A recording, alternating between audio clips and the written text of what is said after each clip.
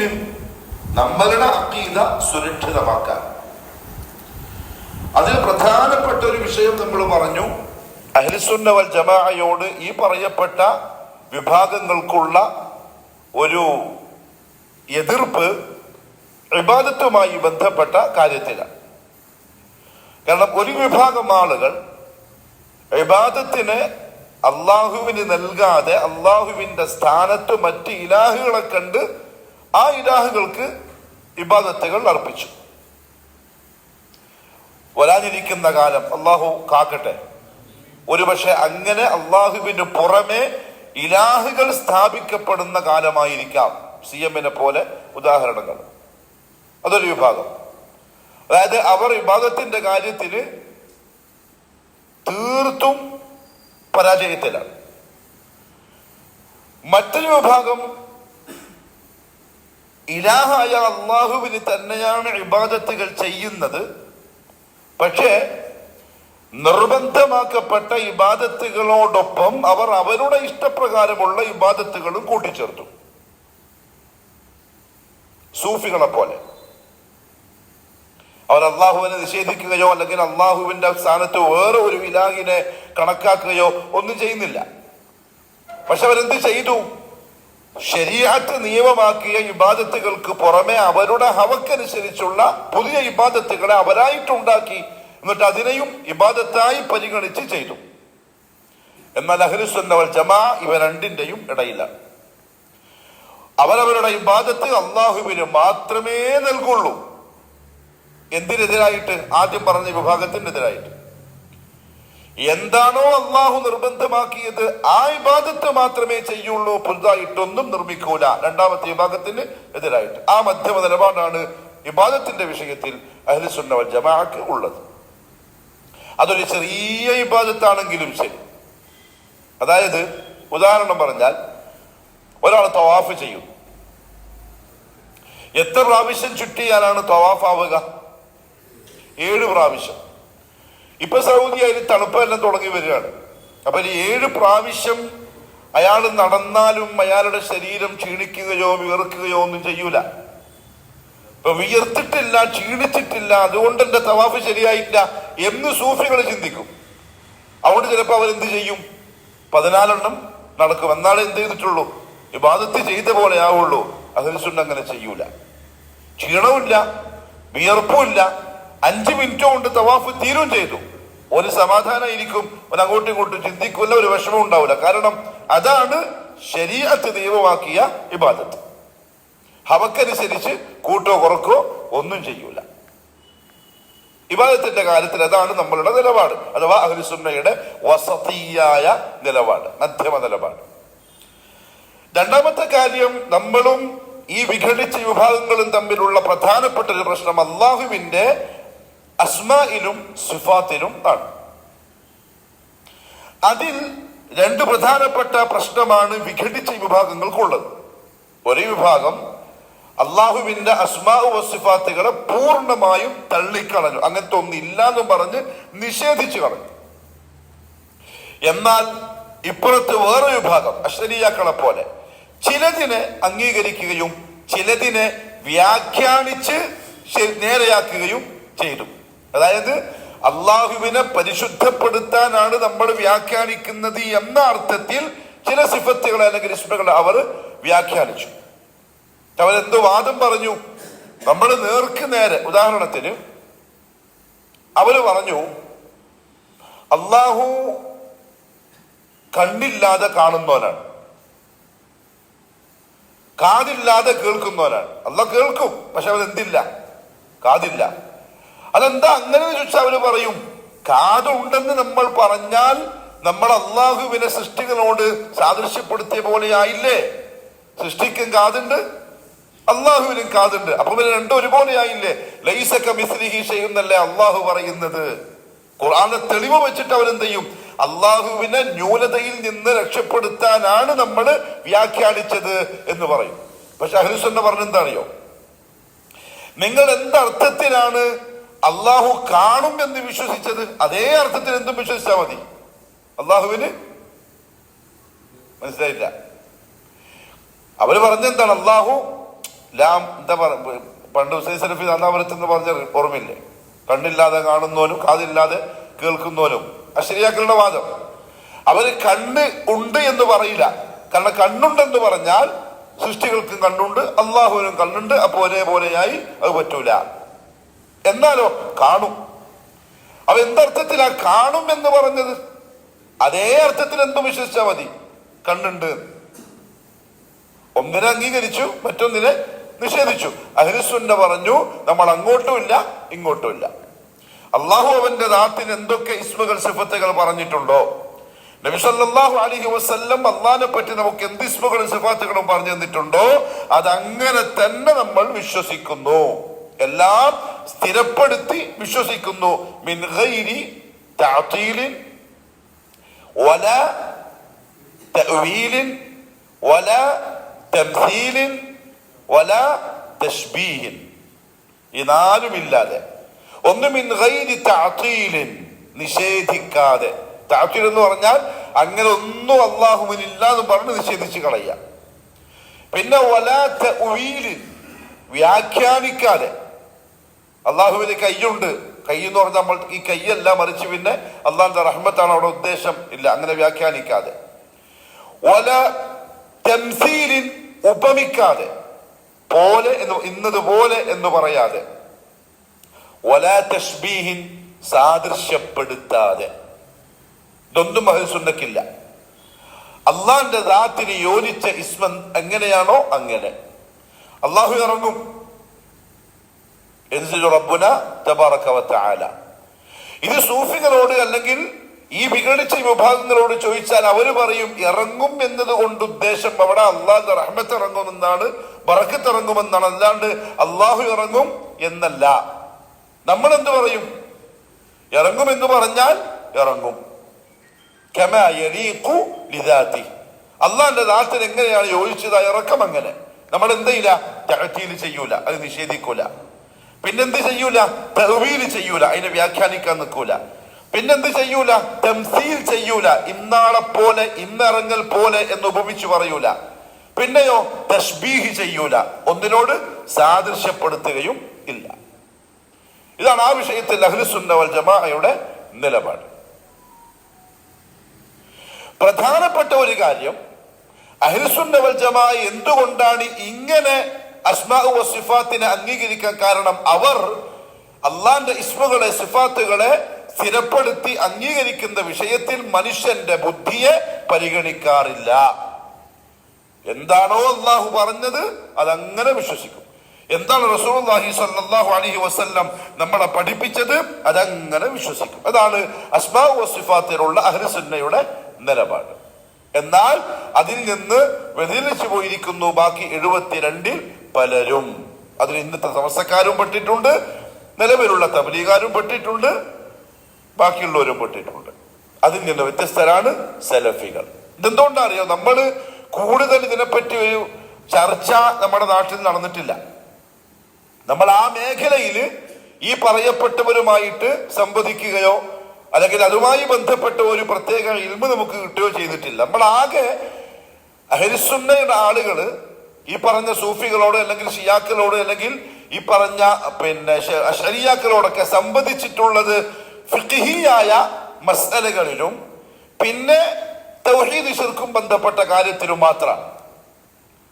അതിനപ്പുറത്തേക്ക് ഒന്നാമത്തെ വിഷയം, അതിനപ്പുറത്തേക്ക് കടന്നാൽ അവാമുന്നാസിന് ആ കാര്യം കൃത്യമായിട്ട് പിടുത്തം കിട്ടൂല, സാധാരണക്കാർക്ക് പെട്ടെന്ന് പിടുത്തം കിട്ടൂല. എന്നാൽ അപകടകരമായ വാദങ്ങൾ അവർ പറയുന്നും ഉണ്ട്. ഒരു ഉദാഹരണം പറയാം. തബ്ലീഗിന്റെ ഫളായിലിന്റെ കിതാബുകളിൽ ഒന്നിൽ, പുതിയ പതിപ്പിലുണ്ടോന്ന് അറിയില്ല, പഴയതിലുണ്ട്, ചോദിക്കുന്നു അള്ളാഹു എവിടെയാണ്? അഹ്ലുസുന്നക്ക് ഒറ്റ മറുപടിയേ ഉള്ളൂ, ഹുവ ഫിസ്സമ. നമ്മള് അള്ളാന്റെ ഇസ്മ സിഫാത്തുമായി ബന്ധപ്പെട്ട കാര്യങ്ങളിൽ നമ്മളുടെ വിശ്വാസം പറയുമ്പോൾ ഏറ്റവും നല്ല മറുപടി എന്താണെന്നറിയോ? ആ വിശ്വാസവുമായി ബന്ധപ്പെട്ട് നസ് എന്ത് വന്നോ അത് പറയാൻ. ഉദാഹരണത്തിന് അള്ളാഹു എവിടെ? നമ്മളെന്ന് പറയും ഹുവ ഫിസ്സമ. അങ്ങനെ പറയണം. മറിച്ച് എങ്ങനെ പറയലല്ല, നമ്മളെ വകയായിട്ട് അവൻ ആകാശത്തിലാകുന്നു, അങ്ങനെയല്ല. ഹുവ ഫിസ്സമ, കാരണം ഹദീസിൽ വന്നത് ആ വാക്കാണ്. അല്ലെങ്കിൽ അള്ളാഹു എവിടെ? അർ-റഹ്മാനു അലൽ അർശി ഇസ്തവ. ആ നസ്സ് പറയലാണ് ഏറ്റവും ഉന്നതമായ മറുപടി. നമ്മളെ വക അതിനെ വിശദീകരിച്ച് പറയുന്നതിനേക്കാൾ. പറഞ്ഞാൽ ശരിയാണ്, തെറ്റൊന്നുമല്ല. ഉദാഹരണത്തിന്, നീ അള്ളാഹു ആകാശത്തിൽ നിന്നും ഇറങ്ങും എന്ന് പറയുന്നത് വിശ്വസിക്കുന്നുണ്ടോ? അപ്പൊ സ്വാഭാവികമായും നമ്മൾ എന്ത് മറുപടിയാ പറയാ? ആ ഉണ്ട്, കാരണം അള്ളാഹു ഒന്നാം ആകാശത്തേക്ക് രാത്രിന്റെ 2 ഭാഗം കഴിഞ്ഞാൽ ഇറങ്ങി വരുന്ന ഹദീസിലുണ്ടല്ലോ എന്ന മറുപടി ശരിയാണ്. അതിനേക്കാൾ നല്ല മറുപടി യൻസിലു റബ്ബുനാ തബാറക വതആല ഇല സമാഇ ദുനിയ എന്ന നസ്സായ ഹദീസ് പറയല.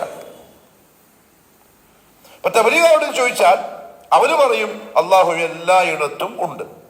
അദ്വൈതവാദം എന്ന് പറയില്ലേ, തൂണിലും തുരുമ്പിലും കക്കൂസിലും മൂത്രത്തിലും തീട്ടത്തിലും എല്ലാത്തിലും ഉണ്ടെന്ന് പറയേണ്ടി വരും. ആര്? അള്ളാഹുവിനെ അങ്ങനെ പറഞ്ഞാൽ. അതിനവരെന്ത് ചെയ്തു? തഅ്വീൽ ചെയ്തു. കാരണം അവരുടെ ന്യായത്തെ എന്താക്കാൻ? ജയിക്കാൻ, വാദത്തെ ന്യായീകരിക്കാൻ. ഉദാഹരണത്തിന്, അത് പാടില്ല നമുക്ക്, തംസീല്. ഉദാഹരണത്തിന് ഒരു മെഴുകുതിരി കത്തിച്ചതുപോലെ. കാരണം അള്ളാഹു നൂറാണ്. ആ നൂറിനോട് അവർ എന്തിനു ഉപയോഗിച്ചു? മെഴുകുതിരിയെ. മെഴുകുതിരി കത്തിച്ചു വെച്ചാൽ അതിന്റെ വെട്ടം 4 ഭാഗത്തും ലഭിക്കുന്ന പോലെ അള്ളാഹു ആകുന്ന നൂറ് എല്ലായിടത്തും ഉണ്ട്. ഇതാണ് അഹ്ലുസുന്നയിൽ നിന്നും അവര് വ്യതിചലിച്ചിട്ടുണ്ട് എന്ന് പറയാനുള്ള കാരണം. അങ്ങനെ പറയാൻ നമുക്ക് അനുവാദമില്ല.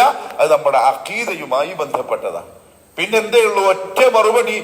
അബ്ദുല്ലാഹി മസ്ഊദ് റളിയല്ലാഹു തആല അൻഹുവിന്റെ അടിമ പെണ്ണ് പറഞ്ഞ പോലെ റസൂലുള്ളാഹി ചോദിച്ചു, അയ്നല്ലാഹ്? ഹുവ ഫിസ്സമാ. ഖലാസ്.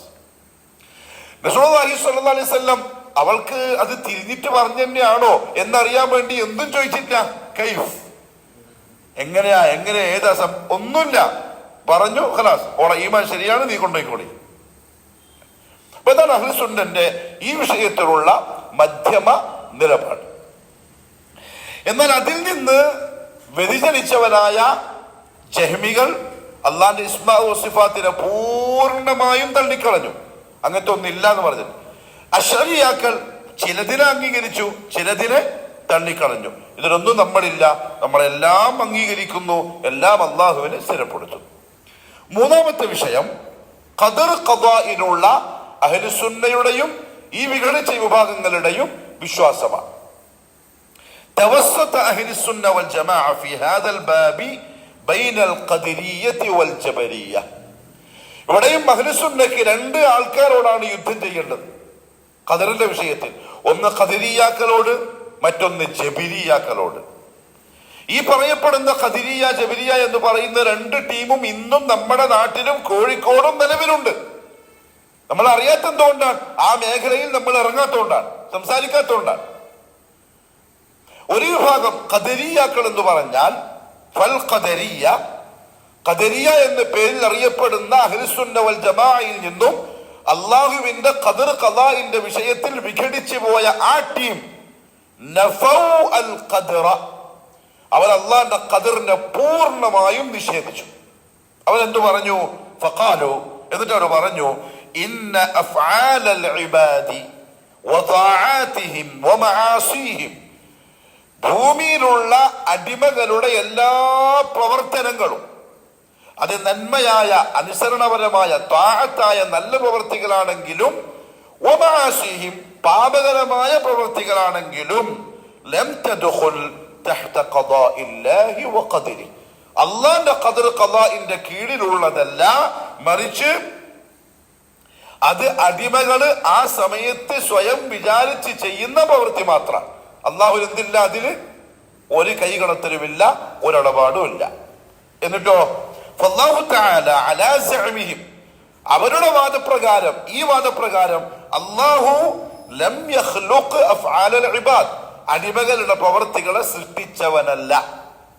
നിസ്കരിക്കുന്നു, കള്ളുകുടിക്കുന്നു, വ്യഭിചരിക്കുന്നു, നോമ്പെടുക്കുന്നു, സദഖ ചെയ്യുന്നു എന്നിത്യാദി നല്ലതും ചീത്തയുമായ പ്രവർത്തികളൊന്നും അള്ളാഹ് തീരുമാനിച്ച് ചെയ്യപ്പെടുന്നതല്ല, മറിച്ച് അത് ചെയ്യുന്നവൻ ആ സമയത്ത് അവൻ സ്വയം തീരുമാനിച്ച് അന്നേരം ചെയ്യുന്നതാണ്. ഇതാണ് ഖദരിയാക്കളുടെ വിശ്വാസം. അപ്പൊ അവരുടെ വാദപ്രകാരം അള്ളാഹു ഇതിനെ ഒന്നും സൃഷ്ടിച്ചിട്ടില്ല. വലാ ശാഅഹാ മിൻഹും, അള്ളാന്റെ മശീഅത്തും അതിലൊന്നുമില്ല. ഉദാഹരണത്തിന് ഒരാള് നിസ്കരിച്ചു, ഇപ്പൊ മഗ്രിബ് നിസ്കരിച്ചു.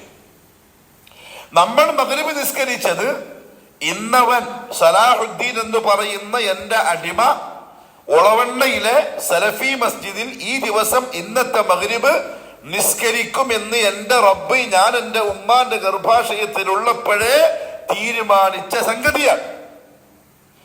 ഇന്ന് ദിവസമായപ്പോൾ അള്ളാഹുവിന്റെ മശീഅത്തുണ്ടായി, എന്തുദ്ദേശമുണ്ടായി, ഞാനത് ചെയ്യാൻ, അപ്പോഴാണ് ഞാൻ ചെയ്തത്. ഇതാണ് നമ്മുടെ വിശ്വാസം. പക്ഷെ ഖദരിയാക്കൾ എന്ന് പറഞ്ഞു അങ്ങനെ അന്ന് നേരത്തെ തീരുമാനിച്ചിട്ടുമില്ല, ആ സമയമായപ്പം അള്ളാഹു നീ ചെയ്യാൻ ഉദ്ദേശിച്ചിട്ടുമില്ല. അപ്പൊ അള്ളാഹുവിന് യാതൊരു കൈകടത്തലും അടിമകളുടെ വിഷയത്തിൽ ഇല്ല എന്നർത്ഥം. ഇതാണ് ഖദരിയാക്കളുടെ വിശ്വാസം. അടിമകൾ അവരുടെ പ്രവൃത്തികളെ സ്വയം സ്വതന്ത്രമായി ചിന്തിച്ച് തീരുമാനിച്ച് ചെയ്യുന്നതാണ്. ഈ പറഞ്ഞ ഖദരിയാക്കളുടെ ഈ വാദപ്രകാരം അടിമ എന്ന് പറയുന്നത് അടിമ തന്നെയാണ് അവന്റെ പ്രവൃത്തികളുടെ സൃഷ്ടികർത്താവ്. ഞാൻ പറയുന്നത് മനസ്സിലാകുന്നുണ്ട? വൈക്കം മുഹമ്മദ് ബഷീർ പറഞ്ഞ പോലെ ചില കണ്ണുകളൊക്കെ തുറച്ചു നോക്കുന്ന പോലെയുണ്ട്, കടിഞ്ചു കുപ്പായിട്ട് ഇല്ലല്ലോ. അവരുടെ വാദപ്രകാരം അഫ്ആലുൽ ഇബാദിന്റെ ഖാലിഖ് ഖൽഖാണ്. അടിമകളുടെ പ്രവൃത്തികളുടെ സൃഷ്ടാവ് ആരാണ്? അടിമ തന്നെയാണ്. വഹുവൽ മുരീദു ലഹു ഇറാദതൻ മുസ്തഖില്ല. അടിമ ചെയ്യുന്ന പ്രവൃത്തികൾ ആ സമയത്തുണ്ടാവണമെന്ന് ഉദ്ദേശിക്കുന്നതും അടിമ മാത്രമാണ്, അള്ളാഹു അല്ല. അള്ളാഹ് ഒന്നും അറിയുന്നേ ഇല്ല, എല്ലാം അടിമ മാത്രം. എങ്കിൽ ഇവരുടെ വാദപ്രകാരം അവർക്ക് പറ്റിയ പിഴവെന്താണെന്നറിയോ? അള്ളാഹുവിനോടൊപ്പം അവർ വേറൊരു ഖാലിഖിനെ ഉണ്ടാക്കിയിരിക്കും. ഇപ്പൊ ഞാനൊരു തെങ്ങ് നട്ടു, ഞാൻ ആ തെങ്ങ് നട്ടിട്ട് വെള്ളം ഒഴിച്ച് വളം ഇട്ട് ആ തെങ്ങ് ഇങ്ങനെ വളർന്നു വന്നു. ഖദരിയാക്കളുടെ വിശ്വാസപ്രകാരം അതിനെ വളർത്തിയതാരാ? ഞാനാണ്. അതിൽ അള്ളാഹ്ക്ക് എന്തില്ല? ഇടപാടില്ല. അപ്പൊ അവരെന്ത് ചെയ്തു? യഥാർത്ഥത്തിൽ അള്ളാഹു അല്ലാത്ത വേറൊരു ഖാലിഖിനെ ഉണ്ടാക്കിയിരിക്കുന്നു. റുബൂബിയ്യത്തിലുള്ള ശിർക്കാണ്. മാത്രമല്ല ഫഫീഹിം ശിബ്ഹുൻ മിനൽ മജൂസിൽ ലദീന ഖാലൂ ബിഅന്ന ലിൽ ഖൗനി ഖാലിഖൈൻ. മാത്രമല്ല ഇത് മജൂസികളുടെ വിശ്വാസത്തോട് സാദൃശ്യമുള്ള വിശ്വാസവുമാണ്. മജൂസികളുടെ വാദപ്രകാരം ഈ മഹാപ്രപഞ്ചത്തിന് രണ്ടിലാഹുണ്ട് എന്നാണ്. ആ രണ്ടിലാഹുണ്ടെന്ന വാദം പോലെയായി ഈ പറയപ്പെട്ടവരുടെ ഖദരിയാക്കളുടെ വിശ്വാസവും. റുബൂബിയ്യത്തിൽ ശിർക്ക് വരുന്നതോടുകൂടി അവർ ഇസ്ലാമിൽ നിന്നും ഔട്ടായി, കാരണം ഷഹാദത്ത് ബാത്തിലായി. അതുകൊണ്ടാണ് ഖദരിയാക്കളെ പറ്റി ഉലമാക്കൾ പറഞ്ഞു മജൂസു ഹാദിഹിൽ ഉമ്മ, ഈ ഉമ്മത്തിലെ മജൂസികളാണ് അവർ, അവരെ മുസ്ലിമായി പരിഗണിച്ചുകൂടാ. അപ്പൊ അങ്ങനത്തെ ഒരാളെ നമ്മുടെ മോളെ കെട്ടിച്ചിട്ടുണ്ടെങ്കിലോ ഇന്ന് നടക്കുന്ന സംഗതിയാണ്. സലഫി ആയിരുന്നു, മുജാഹിദ് ആയിരുന്നു, കേന്ദ്രമാനായിരുന്നു, മോളെ കെട്ടിച്ചു കൊടുത്തു. കുറച്ച് കഴിഞ്ഞപ്പോ ഓന് ഈ വാദം വരാൻ തുടങ്ങി. ഖദീജാക്കൾ പറയുന്ന പോലെ അങ്ങനൊന്നുമില്ല, അന്ന് തീരുമാനിക്കുന്നില്ല, നമ്മൾ സ്വയം ചെയ്യുന്നതാണ് പറയാൻ തുടങ്ങി. എന്ത് ചെയ്യണം? ഒന്നും ചെയ്യണ്ട, ത്വലാഖായി. മനസ്സിലായോ? ഒന്നും ചെയ്യണ്ട, ഓൾറെഡി ത്വലാഖ് സംഭവിച്ചു. കാരണം ഇസ്ലാം നിവൃത്തായി. മുസ്ലിമും കാഫറും തമ്മിലുള്ള വിവാഹബന്ധം ശരിയാവില്ല, ബാത്തില. അത് ഓൻ ആ വാദം പറയലോടെ ആ പെണ്ണ് അവന് ഭാര്യയല്ലാതെയായി. ഓൾ എത്രയും പെട്ടെന്ന് പലയിടത്തേക്ക് പോയിട്ട് വേറെ കല്യാണം കഴിച്ചോളണം. പക്ഷെ ഇന്ന് അങ്ങനെയല്ല ഉമ്മത്തിൽ നടക്കുന്നത്. ഇന്ന് എത്രയോ മുശ്രിക്കും മുസ്ലിമത്തും വിവാഹബന്ധത്തിൽ തുടരുന്നുണ്ട്. തെളിവെന്താ പറയാന്നറിയോ? റസൂലുള്ളാഹി സ്വല്ലല്ലാഹി അലൈഹി വസല്ലം തങ്ങളുടെ രണ്ട് പെൺമക്കള്, ആര്? സൈനബും ഉമ്മു കുൽസും ഒക്കെ എന്ത് ചെയ്തിട്ടുണ്ട്? കാഫിരീങ്ങളുടെ അബൂലഹബിന്റെ മക്കളുടെ ഭാര്യയായി തുടർന്നിട്ടുണ്ടല്ലോ. അതെപ്പോ?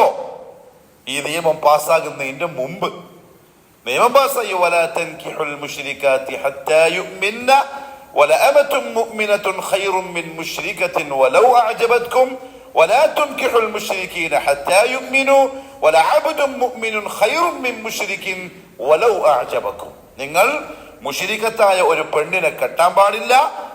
അവളെ കെട്ടുന്നതിനേക്കാൾ നിങ്ങൾക്ക് നല്ലത് ഒരു മുസ്ലിമത്തായ അടിയാത്തിയെ കിട്ടുന്നതാണ്, അടിമ പെണ്ണിനെ. നിങ്ങൾ നിങ്ങളുടെ ഒരു മുശ്രിക്കായ ആണിന് പെണ്ണിനെ കെട്ടിച്ചു കൊടുക്കാനും പറ്റൂല. അതിനേക്കാൾ നല്ലത് ഒരു മുസ്ലിമായ അടിമക്ക് മോളെ കെട്ടിച്ചു കൊടുക്കുന്നതാണ്. നിയമപാസായി. ഇപ്പൊ എത്ര ഉണ്ടെന്നറിയോ? നല്ല തൗഹീദുള്ള ആദർശമുള്ള സലഫി യുവാക്കൾ തേരാപ്പാര നടക്കുന്നു. പെണ്ണ് കിട്ടുന്നില്ല, പെണ്ണ് കൊടുക്കുന്നില്ല. ആര്? സലഫിയായ അമ്മോശൻ. മോക്ക് 20 വയസ്സായി, ചെറുപ്പക്കാരെ എടുത്തല്ലുണ്ട്. എന്താ പ്രശ്നം? ഒരു ഓട്ടോറിക്ഷ ഓടിക്കലാണ്. കേരളത്തിന്റെ കഥയാ പറയുന്നത്, കോഴിക്കോടിന്റെ കഥയാ പറയുന്നത്. അല്ലെങ്കിൽ എന്താ പ്രശ്നം? ഓരോ ഡെയിലി 500 റുപ്യക്ക് ജോലി ചെയ്യുന്നതിനുപ്പ. എന്നിട്ട് എന്ത് ചെയ്യുന്നില്ല? മോളെ കൊടുക്കുന്നില്ല. എന്നാൽ ആ മോളെ അയാൾ കെട്ടിച്ചു. ആര്? ഈ സലഫി എന്ന് പറയുന്നോ കെട്ടിച്ചു. ആര്? ജാറ കമ്മിറ്റിന്റെ പ്രസിഡന്റിന്റെ മോനെ കൊണ്ട്. കാരണം ഓന് 2 ബിൽഡിംഗ് ഉണ്ട് കോഴിക്കോട് ടൗണില്. ഇതിന് നടക്കുന്ന സംഗതിയാണ് എന്ന് പറഞ്ഞാൽ പലരും നിഫാഖിലാണ്. ആദർശം എന്ന് പറഞ്ഞാൽ അടിയറവ് വെക്കേണ്ട സംഗതിയല്ല. കട്ടുകെട്ടുത്ത നിലപാടാണ് ആദർശത്തിന്റെ ചരിത്രം. കട്ടുകെട്ടുത്ത നിലപാട്. ദുനിയാവിലെ നഷ്ടങ്ങൾ സഹിക്കലാണ് ആദർശത്തിന്റെ താരീഖ്. അത് വ്യക്തിപരമായും സാമ്പത്തികമായും മാനസികമായും കുടുംബപരമായും സാമൂഹികമായും മുഹമ്മദ് സല്ലല്ലാഹു അലൈഹി വസല്ലം സഹിച്ചിരിക്കുന്നു. പിന്നല്ലേ കോഴിക്കോടുള്ള നമ്മള്? നമുക്ക് ഒന്നും താങ്ങാൻ കഴിയില്ല. റസൂലുള്ളാഹിയെല്ലാം താങ്ങിക്കൊള്ളണം. നമുക്കൊന്നും പറ്റൂല. നമ്മൾ വലിയ ഹവാട്ടുകാരും വലിയ കുടുംബക്കാരും അറിയപ്പെട്ട ആളും മുഹമ്മദ് റസൂലുള്ളാഹി സ്വല്ലല്ലാഹു അലൈഹി വസല്ലം ഖുറൈശിയാണ്. ഖുറൈശി താരീഖ് ഒന്ന് വായിച്ചു നോക്ക്, ആരാ ഖുറൈശി. പക്ഷെ ഇതെല്ലാം സഹിച്ചിട്ടുണ്ട് എന്ന് പറഞ്ഞാൽ നമ്മൾ ആദർശം ഈ പ്രസംഗിക്കുന്ന നാവിനും ഈ എഴുതുന്ന വിരലിലും മാത്രമായി ഒതുങ്ങിയിരിക്കുന്നു. അല്ലെങ്കിൽ നോട്ടീസ് ബോർഡ്. എല്ലാവരും അല്ല, ഇല്ലാ മൻഷാ അല്ലാഹ്. ചില ആളുകളുണ്ട്, ആദർശത്തിന്റെ പൊരുളറിഞ്ഞ ആൾക്കാരുണ്ട് നമ്മുടെ കൂട്ടത്തിൽ. അവരാ ത്യജിച്ചതും സഹിച്ചതും ക്ഷമിക്കുന്നതും നമ്മൾ നേർക്ക് നേരെ കാണുന്നുണ്ട്. ഇപ്പൊ മടിക്കേരിയില് അവിടത്തെ ഷിയാക്കളുടെ പള്ളിയിലെ പ്രധാനപ്പെട്ട ഒരാൾ എങ്ങനെയോ അല്ലാഹു ഹിദായത്ത് കൊടുത്തു. ഇപ്പൊ നമ്മുടെ പള്ളിയിലായി 5 നേരവും നമ്മുടെ പള്ളിയിലെ നിസ്കാരം, ജുമാക്ക് നമ്മുടെ പള്ളിയിലാണ്. പൂർണ്ണ സഹകരണം മനഹജുമായിട്ടാണ്. അയാളിപ്പോ നാട്ടിൽ ഉപരോധത്തിലാണ്. വയറിങ്ങിന്റെ ജോലിയാണ്. 4 മാസമായിട്ട് ഇപ്പൊ അയാൾക്ക് ജോലിയില്ല. അഥവാ ആരെങ്കിലും അയാൾ വിളിച്ച് ജോലി കൊടുത്താൽ ഉടനെ പള്ളിയിൽ നിന്ന് കോൾ വരും, അയാൾക്ക് ജോലി കൊടുക്കാൻ പറ്റൂല. കൊടുത്താൽ നിങ്ങൾക്ക് ഇന്ന നഷ്ടങ്ങൾ നാട്ടിലുണ്ടാവും. അയാൾ വെള്ളിയാഴ്ച കൊണ്ടുവന്നിട്ട് കരയാണ്. ഭയങ്കരമായ അവസ്ഥ. ഒരാള് മാർക്കറ്റിൽ ചെന്നാൽ അയാളോട് മിണ്ടുന്നില്ല. പൂർണ്ണ ഉപരോധത്തിലാണ് ആ മനുഷ്യൻ. ഞാൻ അസ്ഹാബുൽ കഹ്ഫിന്റെയും മുഹമ്മദ് റസൂലുള്ളാഹിയുടെ ഒക്കെ കഥ പറഞ്ഞു കൊടുത്തു കഴിഞ്ഞ വെള്ളിയാഴ്ച. അതാണ് ശരിക്കും പറഞ്ഞ ആദർശം. അത് സഹിക്കലാണ് ആദർശത്തിന്റെ പൊരുള്.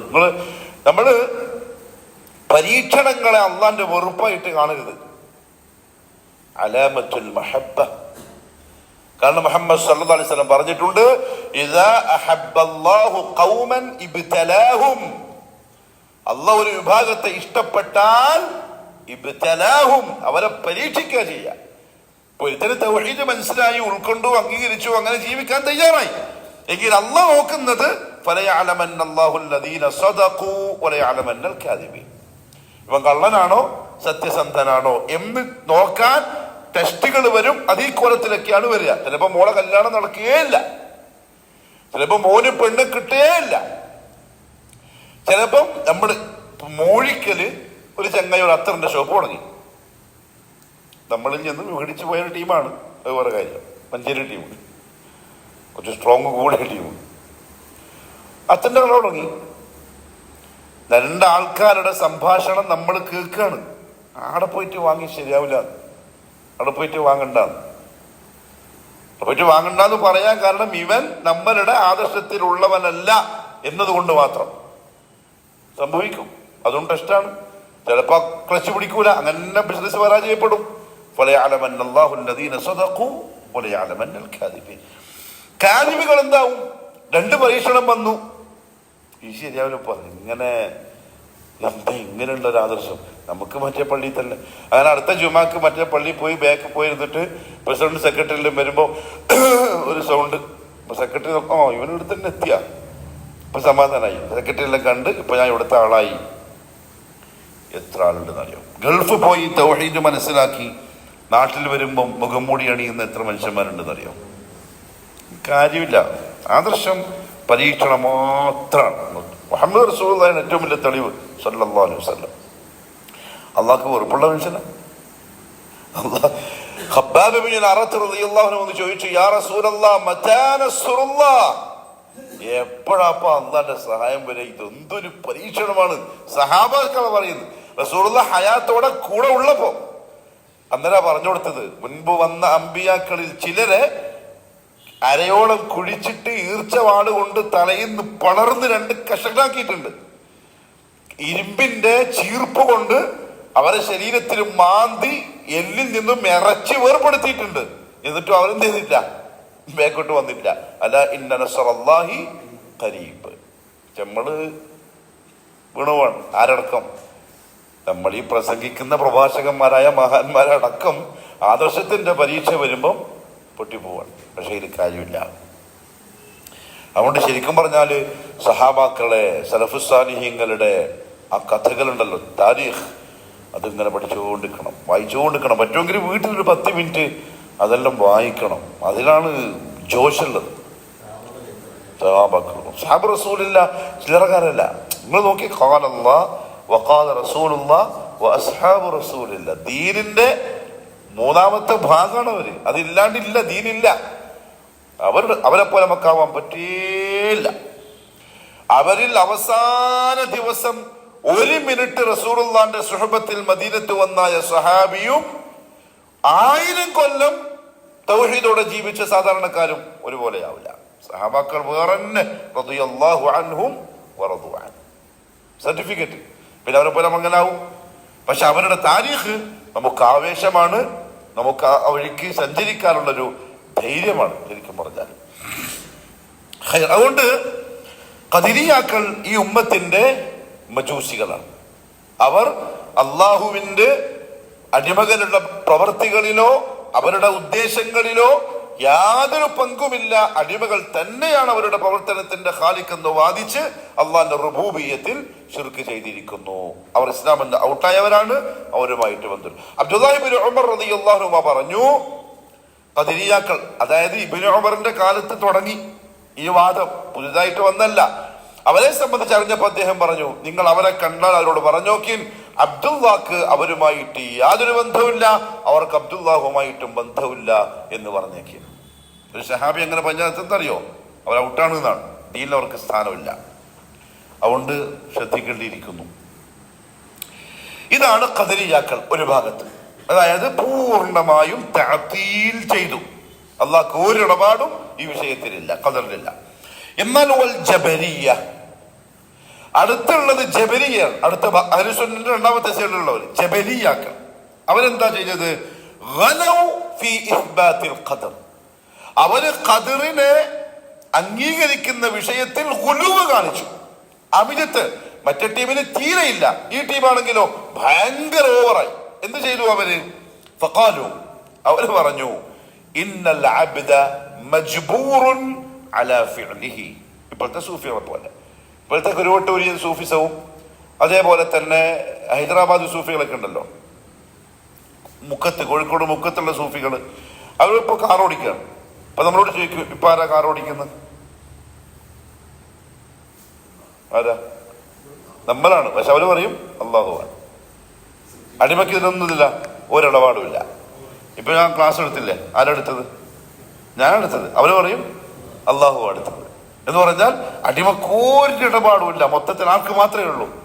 അള്ളാഹ്ക്ക് മാത്രമേ ഉള്ളൂ. ഗുലൂബ്. കുറ്റിക്കാട്ടൂല, മുക്കൊന്ന് ഞാൻ കേട്ട രീതിയിൽ പറഞ്ഞതാണ്. ശുക്രൻ. അവരെന്ത് ചെയ്തു? അവര് പറഞ്ഞു, ഇന്നൽ അബ്ദ മജ്ബൂറുൻ അലാ ഫിഅലിഹി. ഓരോ കാര്യവും ചെയ്യാൻ നിർബന്ധിതരാകുന്നു അടിമകൾ. ഓ വിചാരിച്ചാലും ഇല്ലെങ്കിലും അത് ചെയ്തേ പറ്റുള്ളൂ. ഫഹുവ കരീശതി ഫിൽ ഹവ. അന്തരീക്ഷത്തിൽ കാണുന്ന പൊടികളെ പോലെയാണ് അടിമയെ സംബന്ധിച്ചിടത്തോളം. ലാ ഫിഅല ലഹു വലാ ഖുദ്റ വലാ മശീഅ. പ്രവൃത്തിയും ഓൻ്റെതല്ല, ഉദ്ദേശവും ഓൻ്റെതല്ല. മാത്രമല്ല അതാ ചെയ്യുന്നതും ഓനല്ല.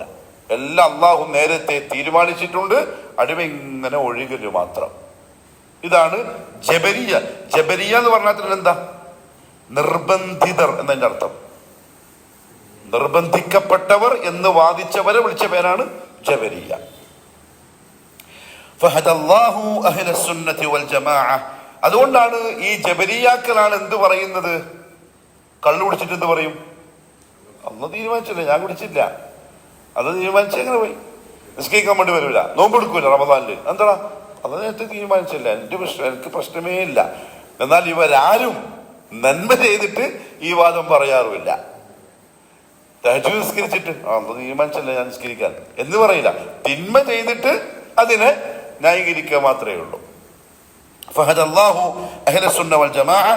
അഹ്ലുസുന്ന വൽ ജമാഅക്ക് അല്ലാഹു ഹിദായത്ത് നൽകി ലിൽഖൗലിൽ ഹഖ് വൽ വസതി ഫീ ഹാദൽ ബാബ്. ഈ വിഷയത്തിൽ മധ്യമമായ സത്യമായ ഒരു നിലപാട് സ്വീകരിക്കാൻ. ഫഅസ്ബതു, അതുകൊണ്ട് അഹ്ലുസുന്ന പറഞ്ഞു, ഫഅസ്ബതു അഹ്ലുസുന്ന സ്ഥിരപ്പെടുത്തി അന്നൽ ഇബാദ ഫാഇലൂന ഹഖീഖതൻ, അടിമകളാണ് യഥാർത്ഥത്തിൽ ഇതെല്ലാം ചെയ്യുന്നത്. അല്ലാണ്ട് എന്തല്ല തീരുമാനിച്ചു വെച്ച പ്രകാരം റോബോട്ടിനെ പോലെ ഇങ്ങനെ പോകുന്നല്ല, മറിച്ച് അടിമകളാണ് ചെയ്യുന്നത്. വഅന്ന അഫ്ആലഹും, അടിമകളുടെ ഓരോ പ്രവൃത്തികളും തുൻസബു ഇലൈഹിം അലാ ജിഹത്തിൽ ഹഖീഖ, യഥാർത്ഥത്തിൽ അടിമയുടെ പ്രവൃത്തിയായി തന്നെയാണ് പറയപ്പെടുക. അടിമയിലേക്ക് തന്നെ ചേർത്തിട്ടാണ് പ്രവൃത്തികളെ പറയുക.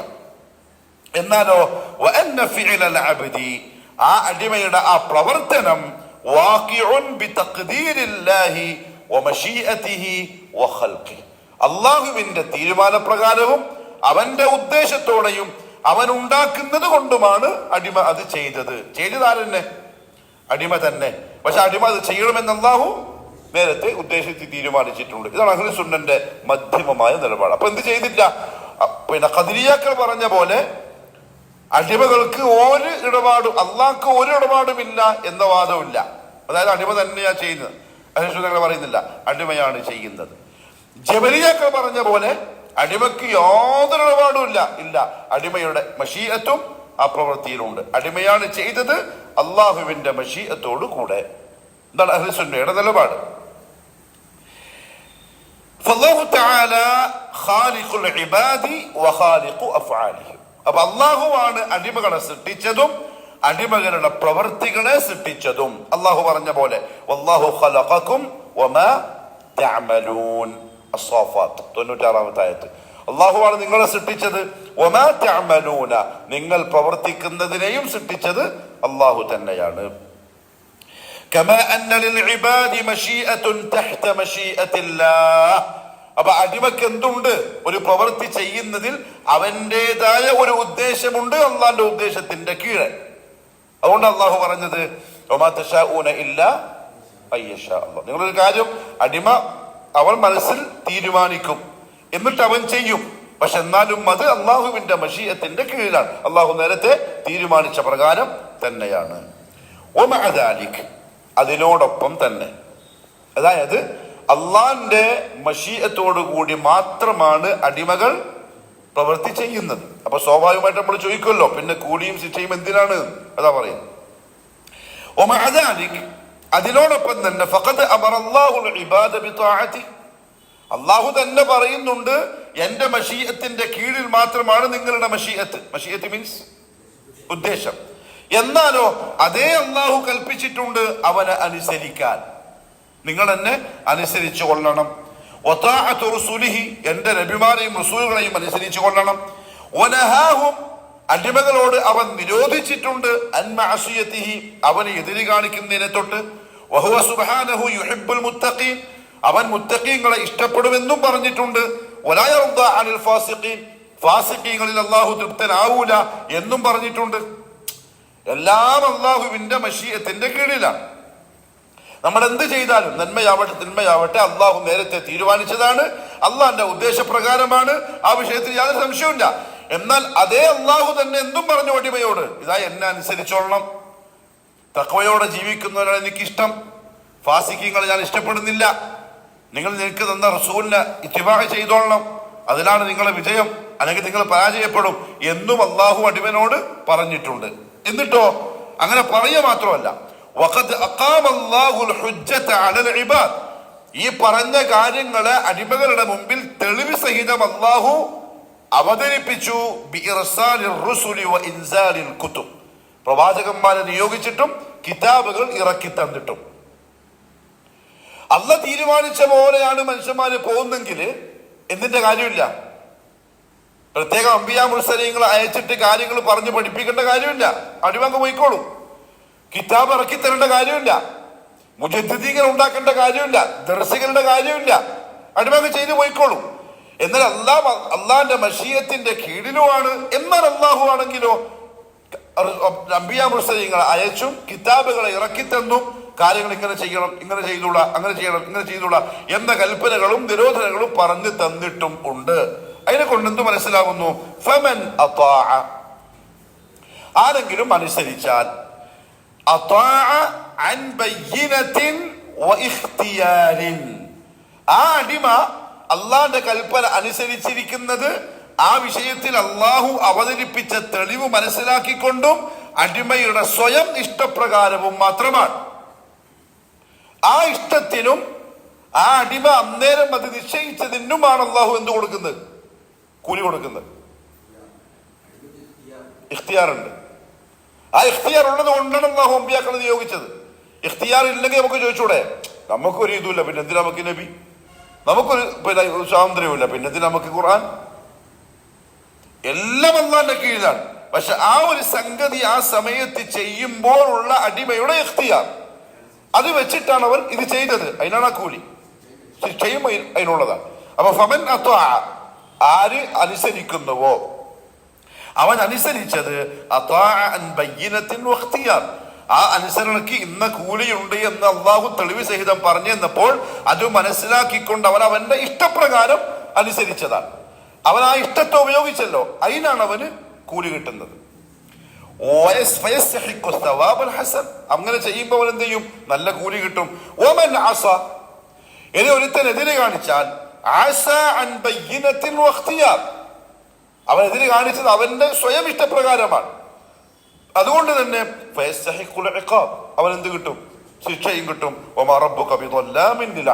അള്ളാഹു ഒരിക്കലും അടിമയെ ആക്രമിക്കുന്നവനല്ല. അതുകൊണ്ട് അള്ളാഹ് നേരത്തെ ഇങ്ങനെ തീരുമാനിച്ചല്ലേ, പിന്നെന്തിനാ ശിക്ഷിക്കുന്നത്?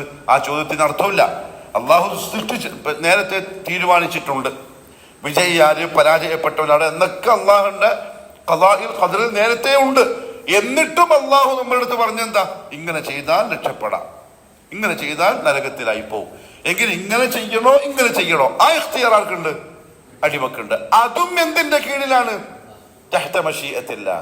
അതിന്റെ അപ്പുറത്തേക്ക് ചിന്തിച്ചാൽ ഒന്നുകിൽ ഭ്രാന്താവും, അല്ലെങ്കിൽ അള്ളാഹനെ കുറ്റപ്പെടുത്താൻ തുടങ്ങും. അതുകൊണ്ട് ആ വിഷയത്തിൽ എന്ത് ചെയ്തൂടാ? അതിന്റെ അപ്പുറത്തേക്ക് പോയിക്കൂടാ. നമ്മൾ തുടക്കത്തിൽ പറഞ്ഞു, ഇതെല്ലാം തൗഖീഫിയാണ്. ഖുർആനും ഹദീസും സുന്നത്തും നമുക്ക് എന്തു പറഞ്ഞു തന്നുവോ അവിടെ നിൽക്കുക. അതിന്റെ അപ്പുറത്തേക്ക് നമ്മുടെ ബുദ്ധി ഉപയോഗിച്ചാൽ എത്തുമ്പോഴത്തും കിട്ടൂല. സംഭവം മനസ്സിലായല്ലോ. ഖദർ ഖദാഇന്റെ വിഷയത്തിലും അഹ്ലു സുന്നക്ക് ഈ മധ്യമമായ നിലപാടാണ് ഉള്ളത്. ഖദരിയാക്കൾക്ക് ഇപ്പുറത്ത് ഒരു വാദം. അവർ പറഞ്ഞു എല്ലാം അള്ളാഹുവിന് യാതൊരു ഇടപാടുമില്ല, അടിമകൾ തന്നെയാണ് സ്വയം തീരുമാനിച്ച് ചെയ്യുന്നത്. ഇപ്പുറത്ത് ജബരിയാക്കൾ അവർ പറഞ്ഞു അടിമയ്ക്ക് യാതൊരു കൈകടത്തിനുള്ള അള്ളാഹു തീരുമാനിച്ചു, അടിമ ഒരു യന്ത്രം പോലെ ഇങ്ങനെ ചെയ്യുന്നു. എന്നാൽ അഹ്ലു സുന്ന പറഞ്ഞു അങ്ങനെയല്ല, എല്ലാം അള്ളാഹുവിന്റെ തീരുമാനം തന്നെ, അള്ളാഹു സൃഷ്ടിച്ചത് തന്നെ. എന്നാലോ അടിമക്ക് അത് ചെയ്യണോ വേണ്ടേ എന്നതിൻ്റെ ഇടയിലുള്ള ഒരു ഇഖ്തിയാർ നൽകിയിട്ടുണ്ട്. അതുപയോഗിച്ച് അടിമ ചെയ്താൽ കൂലി കിട്ടും, ചെയ്തിട്ടില്ലെങ്കിൽ കുറ്റവും കിട്ടും. എന്തിനാണ് ആ കൂലിയും കുറ്റവും? അവന്റെ ഇഖ്തിയാറിന് ആണ് ആ കൂലിയും ആ കുറ്റവും. ഇടപെടില്ല അതിലല്ലോ. അതുകൊണ്ടാണ് ഇന്നാ ഹദീനാഹു സബീല ഇമ്മ ഷാക്കിറൻ വ ഇമ്മ കഫൂറ. ഫഅഹ്ലു സുന്ന ഇത് മനസ്സിലാക്കിയിട്ടുണ്ട്. അപ്പോൾ അഹ്ലു സുന്ന യുഅ്മിനൂന അവര് വിശ്വസിക്കുന്നു ബിമറാതിബിൽ ഖദാഇ വൽ ഖദരിൽ അർബഇ അസ്സാബിതതി ഫിൽ കിതാബി വസ്സുന്ന. ഖദർ ഖദാഇന്റെ ഖുർആനിലും സുന്നത്തിലും സ്ഥിരപ്പെട്ടു വന്ന 4 അടിസ്ഥാനങ്ങളിൽ. ഖദർ ഖദാ എന്ന് പറഞ്ഞാൽ ഈ 4 വഹിയ. ഒന്ന് ഇൽമുല്ലാഹി അൽ മുഹീതു ബികുല്ലി ഷൈ, എല്ലാത്തിനെയും മൂടിക്കിടക്കുന്ന അള്ളാഹുവിന്റെ ഇൽമ്. അള്ളാന്റെ ഇൽമിന്റെ അപ്പുറത്ത് അടിമക്ക്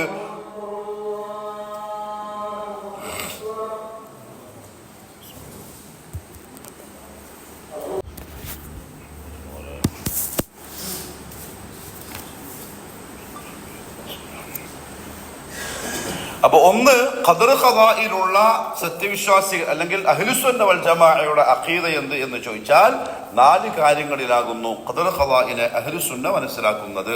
ഒന്ന്, ഇൽമുല്ലാഹി അൽ മുഹീതു ബികുല്ലി ഷൈ, എല്ലാ വസ്തുവിനെയും മൂടിക്കിടക്കുന്ന അല്ലാഹുവിന്റെ ഇൽമ്, അഥവാ വഅന്നഹു തആല ആലിമുൻ ബിമാ കാന വമാ സയകൂൻ. അല്ലാഹു റബ്ബുൽ ഇസ്സത്ത് ഇതുവരെ ഉണ്ടായതിനെ പറ്റി എല്ലാം അറിയുന്നവരാണ്, ഇനി ഉണ്ടാകുന്നതിനെ പറ്റിയും ഇൽമുള്ളവരാണ്. വബിമാ സയഅമലുഹു അൽ ഖൽഖു ഖബ്ല അൻ യഖ്ലുഖഹു, എന്താണ് ഒരു സൃഷ്ടി പ്രവർത്തിക്കാൻ പോകുന്നത് എന്ന് ആ സൃഷ്ടിയെ സൃഷ്ടിക്കുന്നതിന് മുമ്പേ അല്ലാഹു അറിവുള്ളവനാണ്. അതാണ് അല്ലാഹുവിന്റെ ഇൽമ്, മുഹീത്തായ ഇൽമ്. രണ്ടാമത്തേത്, ആ ഇൽമിനെ അവൻ എന്ത് ചെയ്തു? ലൗഹുൽ മഹ്ഫൂദിൽ എഴുതി വെച്ചു. അൽ കിതാബത്തുല്ലാഹി തആല ലികുല്ലി മാ ഹുവ കായിനുൻ ഫിൽ ലൗഹിൽ മഹ്ഫൂദ്. രണ്ടാമത്തെ കിതാബത്തുല്ലാഹ്, അല്ലാഹു എന്ത് ചെയ്തു? അത് എഴുതി. ഖബ്ല അൻ യഖ്ലുഖ അസ്സമാവാതി വൽ അർള ബി50 അൽഫ സന, അല്ലാഹു ആകാശ ഭൂമികളെ സൃഷ്ടിക്കുന്നതിന്റെ 50,000 കൊല്ലം മുമ്പേ അല്ലാഹു എഴുതി വെച്ചിട്ടുണ്ട് എന്താണ് ഉണ്ടാവാൻ പോകുന്നത്.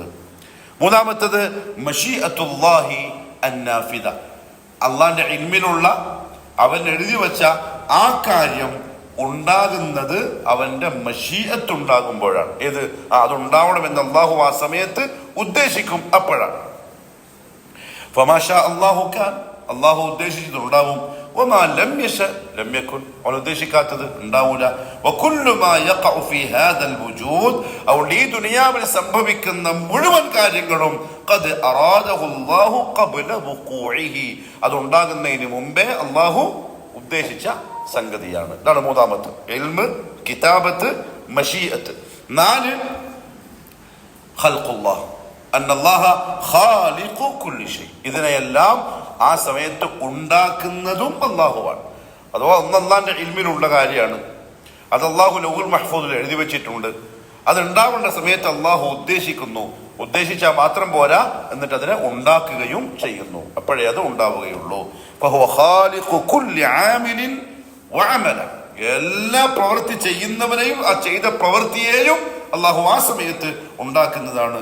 വകുല്ലു മുതഹദ്ദികിൻ വഹറകത, എല്ലാ ചലിക്കുന്നതിനെയും ആ ചലനത്തെയും, വകുല്ലു സാകിനിൻ വസുകൂന, എല്ലാ നിശ്ചലമായി നിൽക്കുന്ന സാധനത്തിനെയും ആ നിശ്ചലാവസ്ഥയെയും ഉണ്ടാക്കുന്നവൻ അല്ലാഹു തന്നെയാണ്. ഇതാണ് അഹ്ലുസുന്നയുടെ ഖദർ ഖദാഇന്റെ വിഷയത്തിലുള്ള നിലപാട്.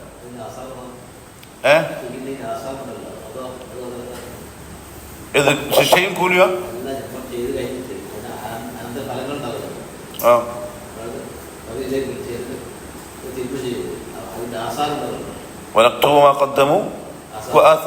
അതിന്റെ കൂലിയല്ലേ? എങ്ങനെ മനസ്സിലായില്ല?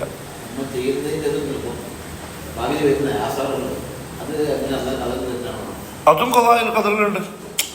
അതായത് ഇൽമുല്ലാഹി അൽ മുഹീതു ബികുല്ലി ഷൈ, ഇതുവരെ ഉണ്ടായതും ഇനി ഉണ്ടാവാനിരിക്കുന്നതുമായ സർവ്വതും അല്ലാഹുവിന്റെ ഇൽമിലുണ്ട്.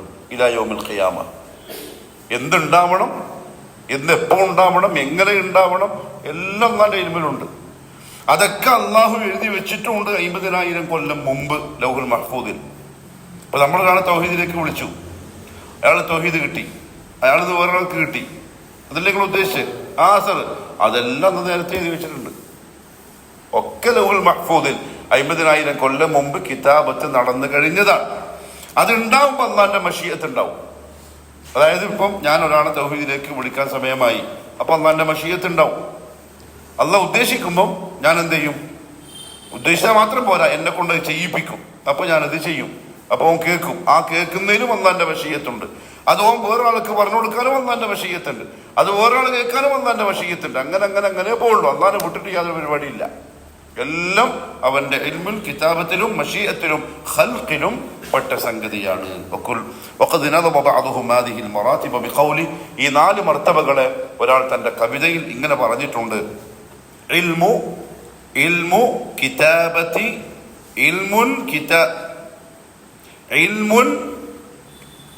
ഇൽമു കിതാബത്തി മൗലാന മശീഅതുഹു കദാക ഖൽഖുൻ വഈജാദുൻ വതക്വീനു. ഇൽമ്, കിതാബത്ത്, മൗലാന നമ്മുടെ ഉടമസ്ഥനായ അള്ളാഹുവിൻ്റെ ഇൽമും കിതാബത്തും മഷീഅത്തും, പിന്നെയോ അവൻ്റെ മഷീഅത്തും.